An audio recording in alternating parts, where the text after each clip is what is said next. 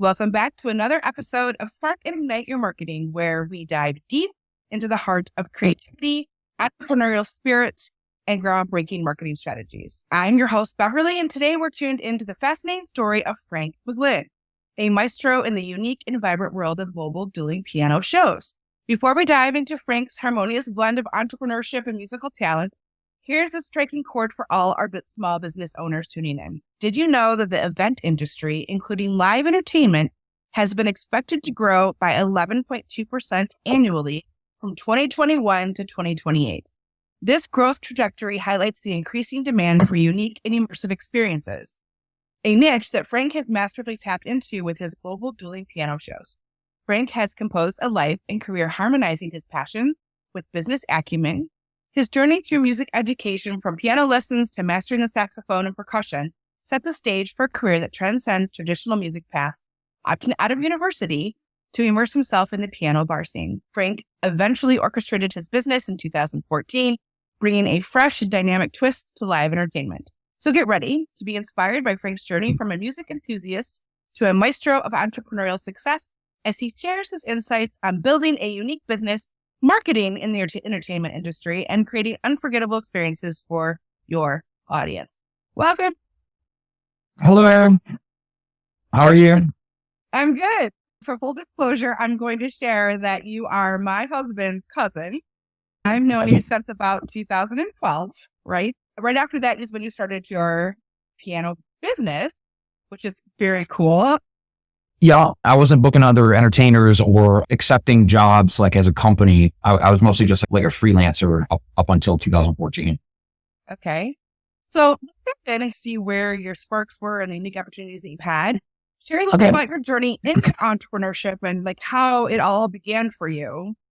Like, again, out of necessity, I was a full-time piano entertainer working many different avenues, like in a bar, on a cruise ship, doing weddings, also country clubs, golf clubs, outdoor patios, like everything. People were always asking me for cards and for booking information. And a lot of times I didn't have anything. I didn't have a website, a card. I didn't have a whole lot of videos. And I got tired of paying booking agents or other musicians in order to get gigs, to give them part of whatever. Even when they're not there. If somebody wanted to book me, a lot of times I had to go through somebody else or something. It just became like a thing, like I needed to start doing it on my own. Tell us more about what you actually do and then what drives your passion for that business.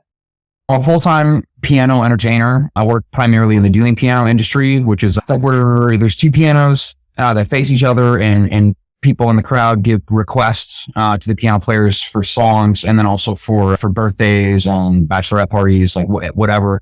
And then what I do now, especially, is like a private party version of that. I do a lot of weddings, country clubs, backyard parties.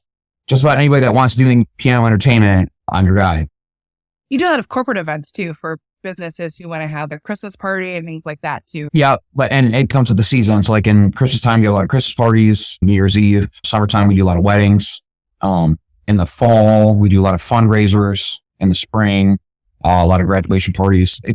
It's a niche market, but there's work like all year round, and more in the summertime because there's outdoor gigs. But it's pretty steady all the way through.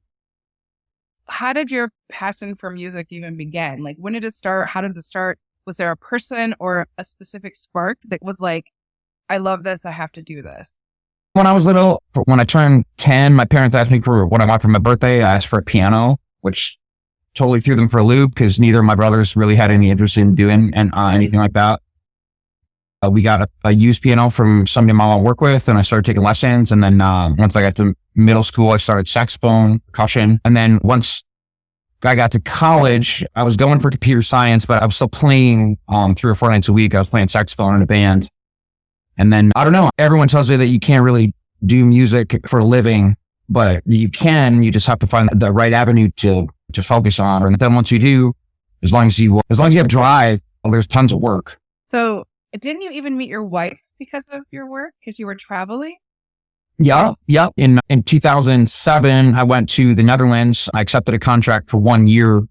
And then I met Britta while I was there, about halfway through my first contract. And then I extended my contract for another year after that first year was over. So I was in the Netherlands for about 2 years. And I met Britta while I was there. That's so cool that through your work, you were able to travel and meet your wife. With your work, what are some of the key lessons do you think you've learned about life and business through, because you've met so many people and been so many places, and I got to believe, like, what are the lessons that have come from all that? Networking is everything. Like every person you meet it's like a mini audition in a way, whether it's a musician or a club owner or somebody that wants to hire you for their backyard party. You're always auditioning for everybody in the back of your mind. And I learned whatever it is that you do, just do really well and do it so that people want to have you back or they call you again. You have to be so talented because you have to be like an MC. You have to know so many songs to be a dueling piano person. Right. You have to be able to get the crowd going. You have a partner you're working with and playing off of. And sometimes you even have a drummer or somebody else with you. Yeah. So I feel like there's so many variables in what you do. How do you put that together? What's magic in that? That's a big challenge of it too, is when people want to hire you, you have to make sure that all the other musicians are available on the date that they want to have. For example, that's like a trick. It was like coordinating with other musicians' schedules. And the price has got to be right too. If somebody calls you and they want something and they say, this is how much I can afford, then that either limits me or that lets me know, okay, I can't fly somebody in from Las Vegas, for example, if they're just hiring me for a backyard party. If it's a wedding and it's extravagant and they want the best of the best, then I have the freedom to choose a different pool of talent kind of thing. You have to be like a master of everything, I feel like, in your business. And most other small business owners feel that. It's just not so apparent in what they do. So how did you build on those skills? What were some of the experiences that you had that kind of built on all of those skills? It comes down to mostly is if you want to fill your calendar, you want gigs, you want to make money, then you quickly have to learn how to adapt to whatever the situation is. Mm-hmm. And at the time in college, I was playing in a band. I was playing saxophone. I wasn't a singer. I was just like the sax player in the band. And one of the guys from the band went to the piano bar in town, and then he came back and he's like, man, you should check this out. You'll love it.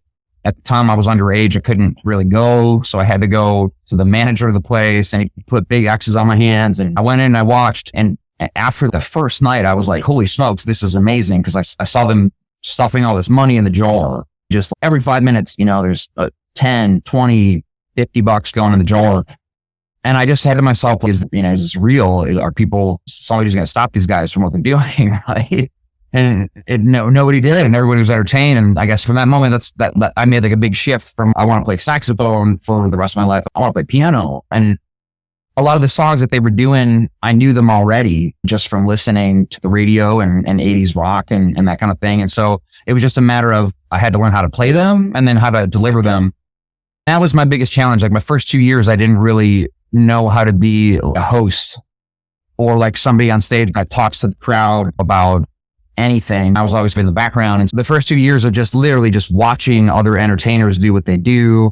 And they recommended like, hey, watch sketch comedy, watch stand-up comedy and try to emulate what they do. Yeah, that's how I got to where I am now. And learning the other instruments was just out of necessity. Like I already knew piano and percussion. I had to learn a little bass and guitar. I knew saxophone. And then it was just a matter of, I'm also really ADD. So this gig was a way to do all of those things and still get paid for it. Use what you've been given to make it a business. That's the brilliance of being an entrepreneur, is you do something really well or something's really comfortable for you that you do it. But it also means you have to sometimes step out of your comfort zone and you learn new things and become something you didn't expect you were going to become, like a host. And that's something that I've been to a couple of your shows, and that's what's so fun, I think, is the interaction and the play off of each other. And it just is really entertaining and super fun. And it's very experiential where everyone's singing and it's really joyful. I think it's a really fun time when you go to a show like yours and you are creating this experience, whether it's at a wedding or if it's at an event, you're creating a feeling, which is hard, I think, as a business owner, but the most important part of it. So you have a very lasting impression, which is awesome. Thank you. People do videos and it's very shareable content, which is super fun from a marketing perspective. I've watched you evolve over the years and it's very cool. Like you've gotten quite the library now, which is good. I think what you do is you have to see you in action to sell it, I think. When I think about it too, I'm in hundreds of people's wedding photos and wedding videos, like from the last 10, 15 years, especially. So many people's wedding videos. It's really funny. What's been the biggest challenge you've had to overcome, and what helped you get past it? What's been the biggest challenge with your business?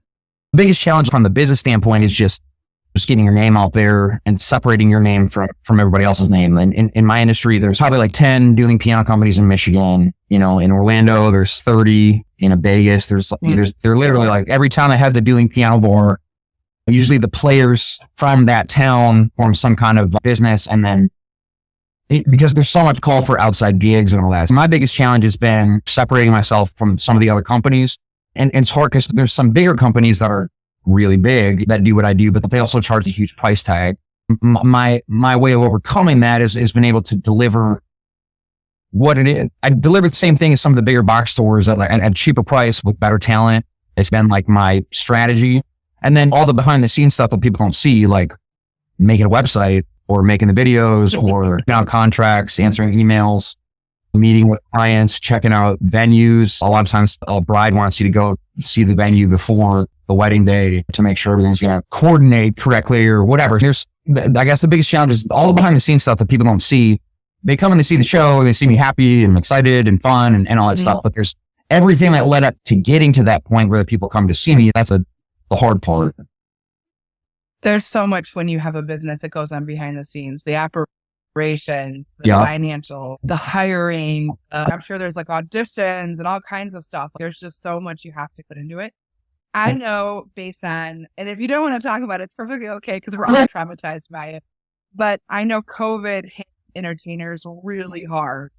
So how did you like work through that and get through that as somebody who does live events with lots of people in very close proximity to each other? Yeah. Actually, when COVID hit, I had 1 week at the second or third week of April where I had 13 weddings cancel all in the same week, which was like unheard of in my industry because nobody ever cancels. Hey, that was hard because you have to, give everybody their deposit back all at the same time. You know what I mean? It's one thing to give a deposit back for one event or something, but when you have that many all at the same time, that became like completely monotonous. And that summer, I think I played maybe 2 gigs that summer, and that's coming off of normally in a year, I do 200 plus shows a year. And I think that year I did maybe 7 shows or something. I did some online streaming stuff. A lot of my friends did that, but there's not really a lot of money in that, especially since there's really no events going on. Nobody's going to stream your show. So I have maybe a 6-month point in there where I worked at Lowe's. Actually, it was like I needed a job, and I mostly out of boredom. I was doing as much as I could do, and I had the kids at home all the time, obviously. But yeah, I reached a point I was like, okay, I need to work doing something. And my dad's a plumbing and heating contractor, so I knew enough about that to get a job at Lowe's. I was there for 6 months during the pandemic. But then at the end of the pandemic, when stuff started to open up, I got a call to play in Florida, and it was a lot of money. And I just went to my boss at Lowe's and I was like, listen, I'm going to switch back to my other job. And they looked at me like I was crazy, but I was like, see you later. So, and I had a great time working there. They treated me really well, and I made decent money, and the people that I worked with were awesome. And some of them still come out to see my shows and stuff too. So that's cool. But yeah, COVID was super hard for everybody in my industry, especially people that a lot of my colleagues work on cruises. And there was no cruises for 18 months, which is like unheard of, because for us, cruise ships are like the retirement gig in a way. Like once you're like at an age where you can't really get land gigs or bar gigs, then you can go out on the cruise and make money still. But yeah, so COVID was like complete wipe out of my industry for a period of time. There was nothing. No theater gigs. What was it that brought the business back to life? Because once you I feel like you're stop, you have all that momentum, like you have to start over again almost from scratch. Did you have to do that? Did you have to start from scratch and rebuild your business again, almost as if it was new? In some ways, it was a lot of people. When things started to open up, I started getting a lot of calls from people that were like, hey, we had this booked 2 years ago. Can we book it again? There's a gray area of 6 months where people would book something and then they would cancel it, because during COVID, anybody could cancel anything and there was like no repercussions for it. So that was really hard because there's nothing I could do really. People would just cancel and be like, COVID, and it's okay. But we're coming out of that now. Now it's mid 2022, but building the business back up, I just went back to like my roots, which was calling everybody I know that is a musician. That's, hey, I'm available. These are the dates I have open. And you just piece together a schedule, and then it backfills itself. It's hard to explain. I'll take a gig 6 months from now, and that might be the only one on my calendar, but then stuff will come in between now and then. So sometimes it comes in months in advance, and sometimes it comes in 2 days in advance. If I'm on call for a club, for example, like there's a club here in Royal Oak, they'll call me any random day that somebody gets sick and say, hey, can you be here at 7? That's slowly from having no gigs during COVID to the end of 2022. I was pretty much back to where I was before COVID, and then to Rockstar 2023. So that was, and then I got the feeling like everything's back to normal in terms of the entertainment industry anyway. So what do you think was the spark that, besides the piano, obviously mom and dad getting you the piano, that made you change your mind that you wanted to be your own business owner? Was there like that moment? Because you said you watched everything, you were behind the scenes, everyone was taking the money, and you were like, wait, was there one moment? Was there like a true spark? Or like, I'm done. Tomorrow I'm starting my business. This is it. Not necessarily one moment. About for the year leading up to me starting my own business, my mom was really sick. She had early onset dementia and all that kind of thing. And the company that I was working for was based in Rochester, but he's like a nationwide booking company. Like he's doing a piano company, but he books nationwide. So a lot of times I was going to Iowa or Minnesota or St. Louis from Michigan. I remember you were always traveling. Yeah. Like anytime we came home, you were gone. So it was like I was making great money, but I spent like 150 days on the road or something. And when my mom got really sick, I turned to that guy and was like, I need to stay home. And he's done, I don't have any gigs for you. And so I guess I'm just going to book my own shows. I already had all the equipment because I had been doing these shows for other companies. So I had the pianos and the sound system and the lights and all that thing. All I didn't have was a website and some promo video. So that was just a matter of filming that really quick and then putting everything up in a hurry. And then it's not like gigs just roll in. It takes a while before people find you or before people will even book you because there's all these other companies online. It's like anything when you go to buy something, like you're trying to find the cheapest price or the best quality product for the cheapest price. But at that point, I knew it was like, all right, I don't want to work for I don't want to depend on anybody else. For my income, I'll take gigs for other people, but I need to be in control of it so that if somebody is sick or if I want to go to somebody's graduation party, whatever, I can schedule that for myself and not have to feel bad about it. When you work as music all the time, like you're working the schedule that everybody else is off. I work every Friday and Saturday. And people that work Monday through Friday, they're off on Friday and Saturday. So stuff comes up. People say, hey, I want you to, will you come to so-and-so's graduation party, or so-and-so's going to get married, or funeral, or whatever. That's part of it too. Is like my mom passed away that year, and it was like I didn't want to have to be at the liberty of somebody else to be like, I need to go to my mom's funeral. I can't go to this gig or whatever. I needed to be able to take that situation because it's not like a normal job where you get PTO or any. There's some sick days. Depending on the gig, you can't just cancel the gig. You have to find somebody to fill in for it.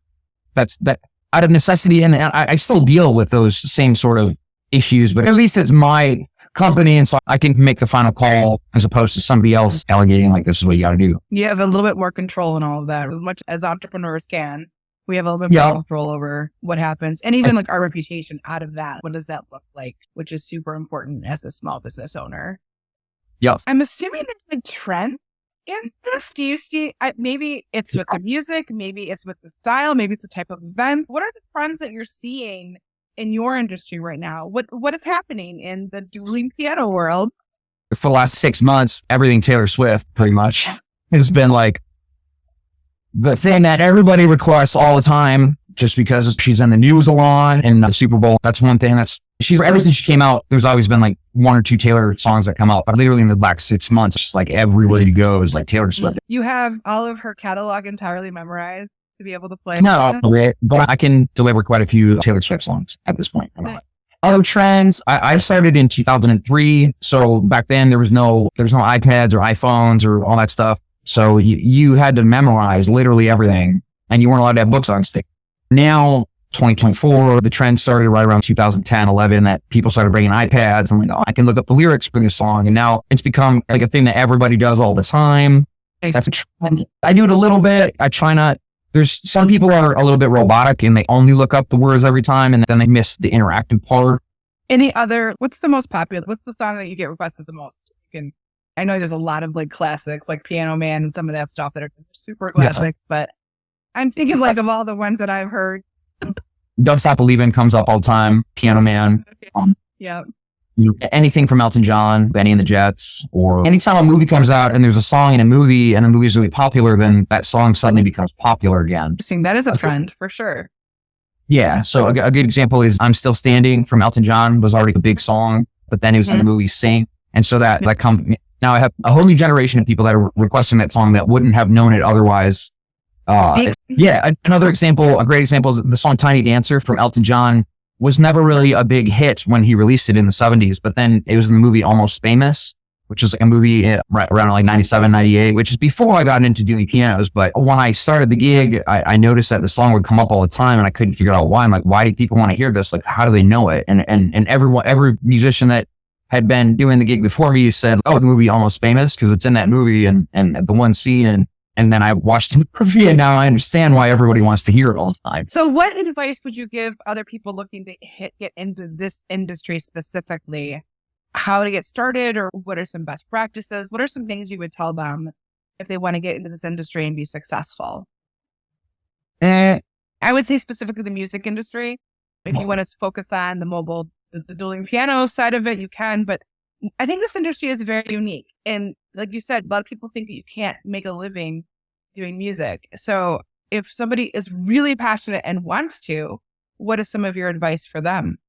Just keep doing it, keep going after it. Everybody, especially in the beginning, is going to tell you no. And they're going to tell you that you can't do it. And they're going to tell you that they can't afford you, or whatever the situation is. There's going to be like a huge wave of negativity and discouragement that says you can't do this, like you're not famous, you're not an American Idol. And that's part of the issue is people recognize American Idol and they recognize music videos and they say, oh, the only success that you can have is to become that. If you want to be a musician and you want to make money, the only way to do it is to become famous.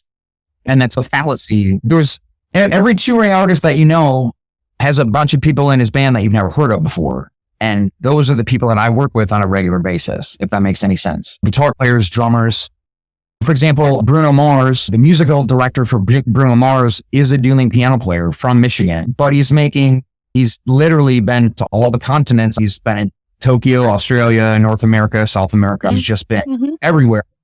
And you could bump into him at Walmart and you wouldn't even know it. And that's the reality is you can swallow the pill of, all right, I'm really good, but I'm never going to get famous, but who cares? I can still make money doing this. Then that's really what you have to focus on. You have to focus on the fact that maybe I'm going to play on a cruise ship for the rest of my life, or maybe I'm going to play in a theater, or maybe I'm going to back up some musician, or maybe I'm going to work at dueling pianos. Maybe I'm going to work at Disney World. There's tons of work at Disney for every kind of music.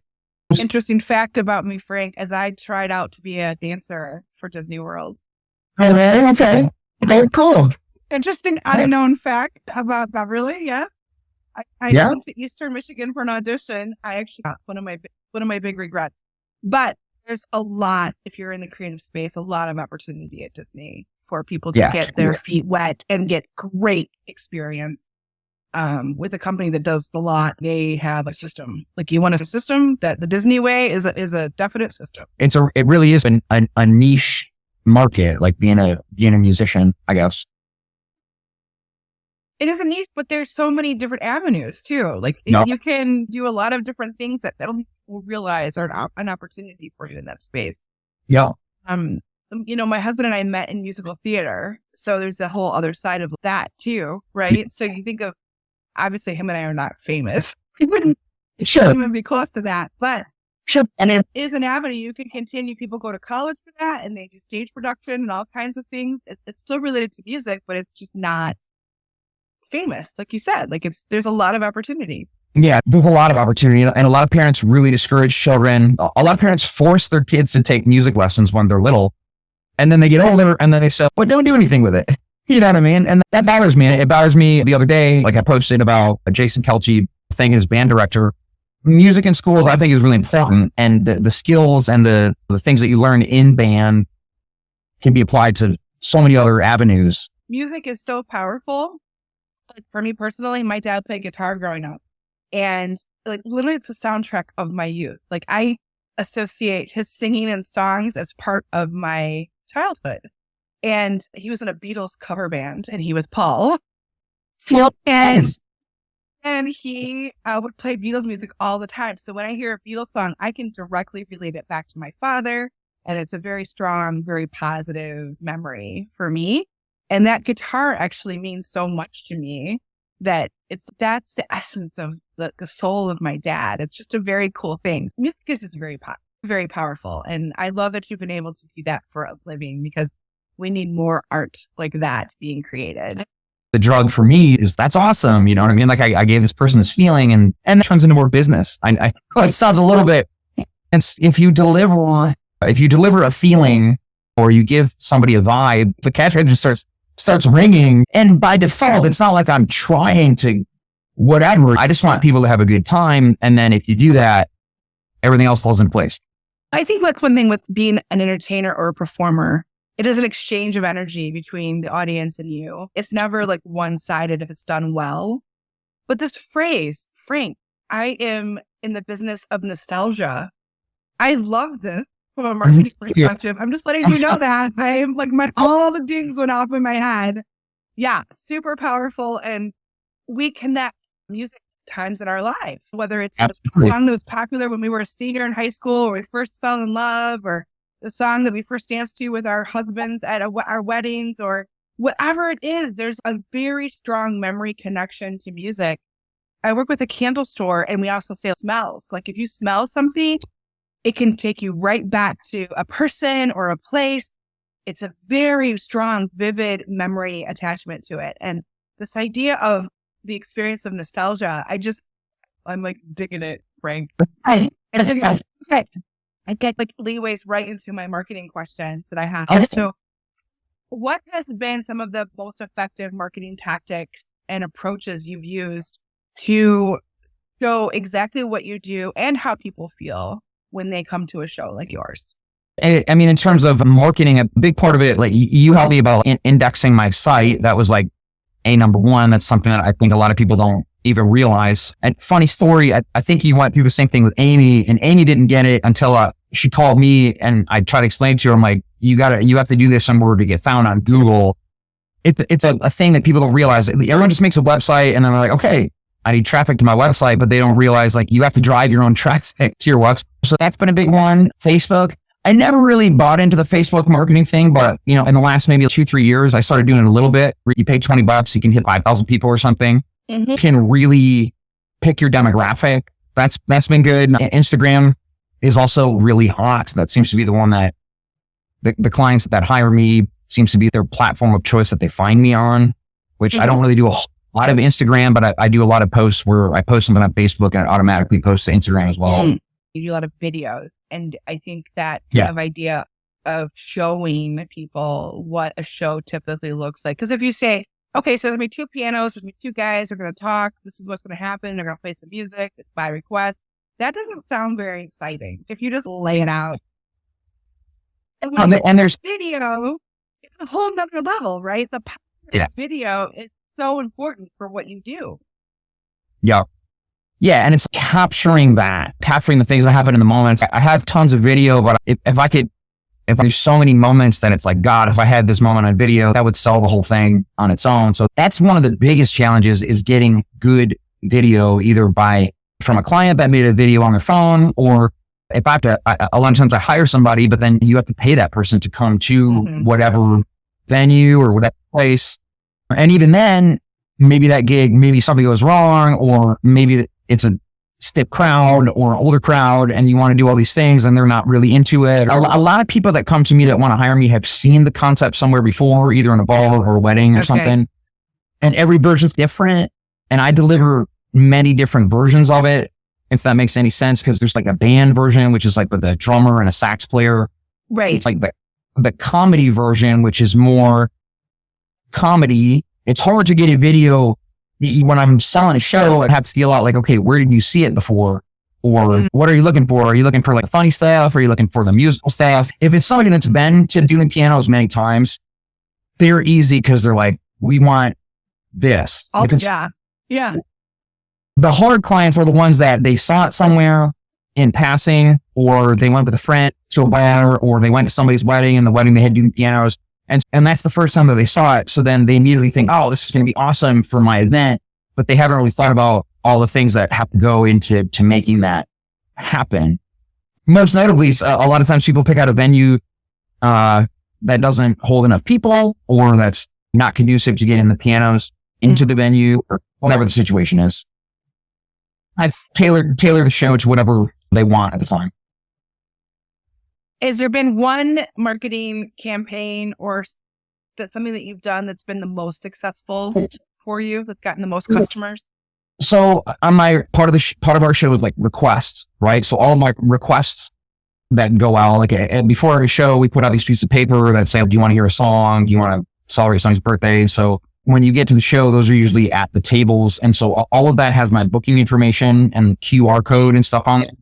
People subliminally don't even realize they're doing it sometimes, is they're writing it down, they put it in their purse or whatever, they give it to somebody else, or if there's sometimes I have request slips that are left over at a bar and somebody finds it and they're like, what's dueling pianos? So I think my request slips, which are the cheapest part of everything that I spend money on, it probably cost me $10 to print out 100 of them, but they're everywhere. And everybody, in order to request a song, you have to use one. The information's right there in front of your face when you're doing it. Nice.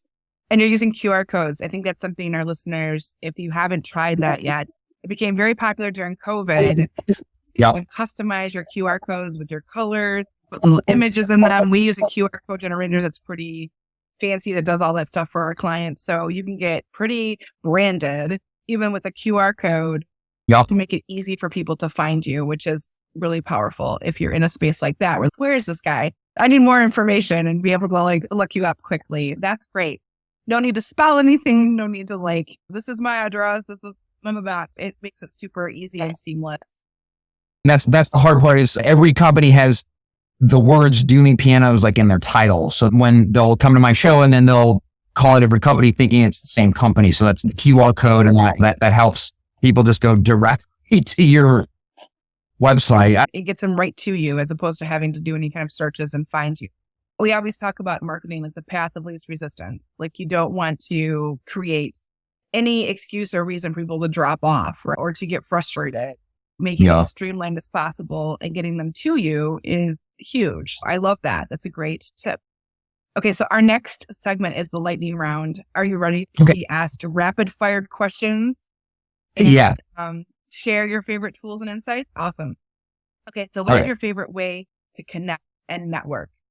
For me, it's like the organic way with musicians or clients on the gig. Like at least 15 or so people come up to me after the show's over and they want a card, or they want to know, like, when are we available? That's usually my opportune time to say, hey, we're available on this date. Give me your email address. I can send you a quote, or here's a card. And that's also my opportune time to ask the other musicians that are also there with me if they're available on the same date. In terms of like social media or something, I use Facebook primarily. I know it's like old school nowadays. It seems like the messenger function, like everybody in my industry, in terms of musicians, all use Facebook Messenger if they need to connect and we don't have their numbers. So that's the best one for me for what I do. What is your favorite business or marketing book? I have a couple of them, but I read The Intelligent Investor from Benjamin Graham. And then another one is called A Random Walk Down Wall Street from Burt Malkiel. These are both, and they're both books about investing, but there's also like a lot of like life lessons. If I apply this to the rest of my life, then I can apply to business or networking or business relationships in general. Okay. If that makes sense. So what is your favorite podcast? That's a tough one. I do listen to a lot of like investing podcasts. So I listen to The Intelligent Investor. I listen to a lot of history podcasts. I listen to, because I'm on the road a lot of times. I'm not as on the road as much as I was before, but I'll drive 5 hours down to Ohio, play a gig, and then drive home after. So a lot of times I'm listening to, it's called Real Dictators. It's a history podcast about history, all that stuff. So we're history nerds over here too. What is your favorite business tool or app to use?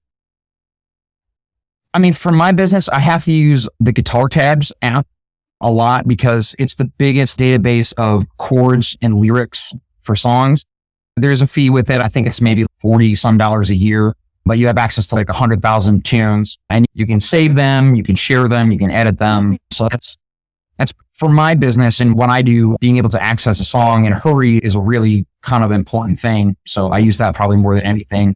And then like in terms of marketing, I'd say probably Facebook. That's where I do the majority, or the Facebook, Instagram combination, basically. What's your favorite way to refocus or reduce stress? To refocus and reduce stress. I do woodwork in my garage. My way of shutting the world out for a little while. Yeah, it's one of those things where when you're creating something like that, you can't think about anything else. You have to be super hyper-focused, right? So all those thoughts don't come running in. I think as entrepreneurs, we are oftentimes very busy thinking about all the things. So it's nice to have something to do that. What's your favorite marketing tactic? We talked about this, but what's your favorite one?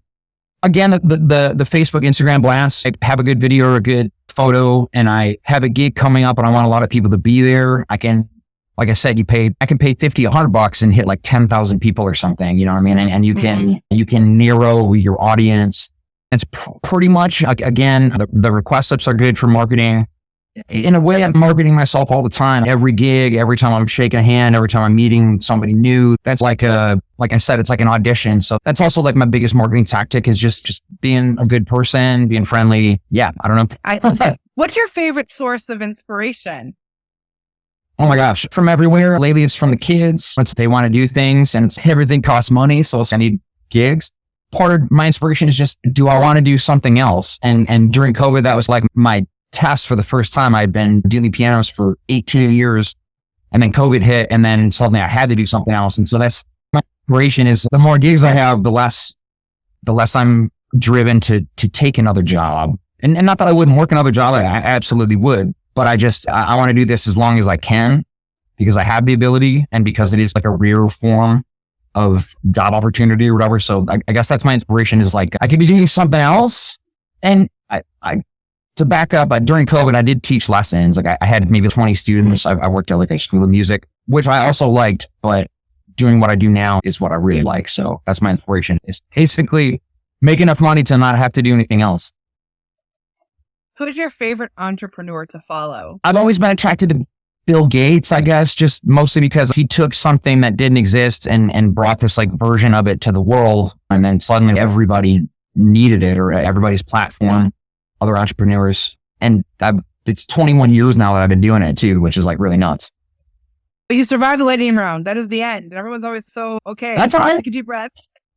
More questions, really. One is, what advice, now you've had 21 years or more of doing this, what advice would you give the young Frank who's just starting, knowing what you know now? Invest your money more. Once you reach a point where you're making enough money where you can save it, you should really start in investing it as well. Because at the time, everybody told me, put some money in an IRA or put something in a retirement account. And I didn't do it for the first 10, 12 years. And I wish I would have because I have way more money than I do now because I didn't really understand what any of that meant at the time. That's my biggest one is be smart with your money whenever you're starting a business or starting to go out on your own to do something where you don't have a check coming from a business every 2 weeks or whatever, if that makes sense.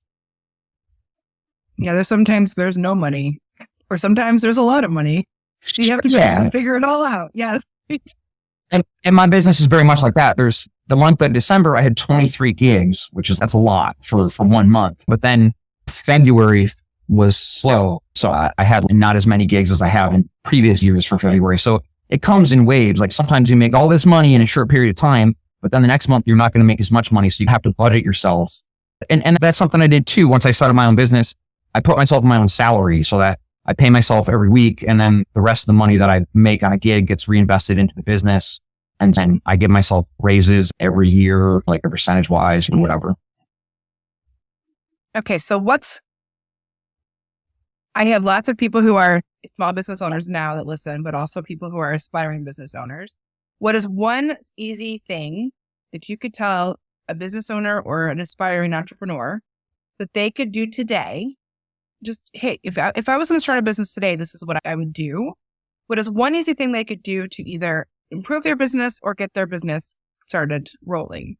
There's so many avenues to connect with potential customers and clients or whatever. And I learned this from another guy who's a dueling piano player who also works at a marketing firm. Just go on Facebook and Instagram and start following all the places that you want to play. If you want to play at this bar, follow their bar and then like their comments and like the things that come across.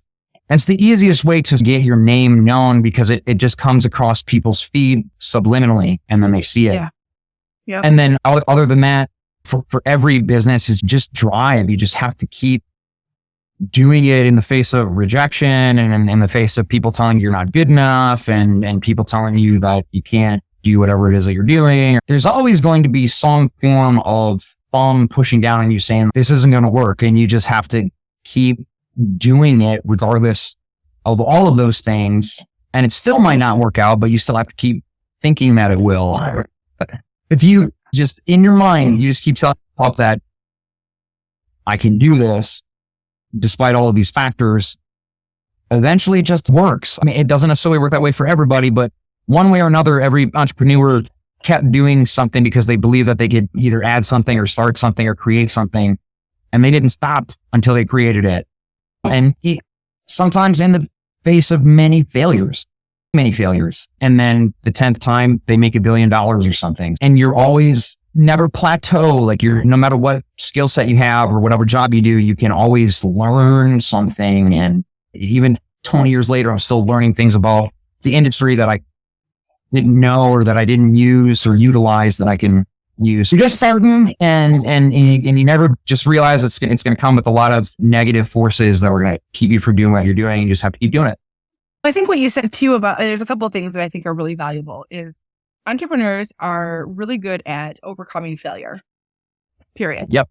They're extremely really resilient in that. And the other thing is most people who tell you no, it's not about you, it's about them. They don't believe in being an entrepreneur or whatever the case may be. So it's their beliefs holding them back and don't want you to succeed because of their beliefs. It's not usually about you. And if you still push through, despite all of that, you know you're made of the good stuff to get you here, like whatever we want to call it, grit or whatever you want to call it. But that is the stuff that makes the entrepreneur. And most failures are where I've learned the most. I don't know about you, Frank, but those are the most powerful lessons that I have experienced in my life, career, relationships, the whole thing. That's where the rubber meets the road and you realize, embrace the failures. I think that is a really powerful thing because you learn the most. And marketing has changed more in the last decade or two than in the previous 100 years. Innovation is key. I would agree with that. All of those things are very good advice. When I started, and again, this isn't that long, it was 2003. It's a long time ago, but there was no YouTube or Facebook or any of these things. And many of my auditions were done over the phone where I'm going to play. I'm speaking with the director. He says, okay, put the phone on the music stand and play me 3 songs. You know what I mean?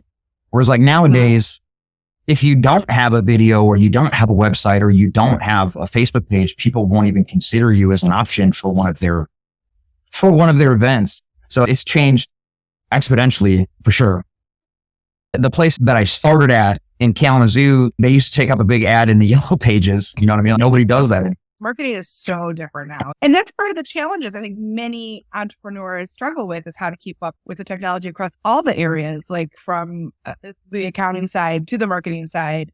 It can become extremely overwhelming. People who specialize that can be a great resource for you. So the last thing I really want before we go is to have you share with our listeners where they can learn more about your business and keep up with you. Where can they find you? Okay. For booking and for information on what it all is mobileduelingpianos.com. That's my company. You can go there and check out videos, photos. Sometimes our schedule, I haven't been as great uploading the schedule onto the website. But then other than that, Facebook and Instagram are primarily my social media of choice. I don't really do Twitter or TikTok. For Instagram, it's mobile_dueling_pianos. And then for Facebook, it's just Facebook/mobile dueling pianos. As we conclude this episode, I want to give a big thank you to our guest, Frank, for sharing his wealth of knowledge and expertise in the live entertainment industry. Your insights have illuminated our listeners' path and offer valuable insights and tips and strategies to enhance their digital marketing efforts, as well as some just general business information, which is great. I hope that our listeners found this episode as enlightening as I did. Remember to implement the insights shared today into your business, and don't hesitate to contact Frank through his information or myself if you have any further questions or need assistance. Stay tuned for more inspiring conversation and actionable tips to ignite your business and your marketing journey on future episodes of Spark and Ignite Your Marketing podcast. And until next time, keep sparking and igniting.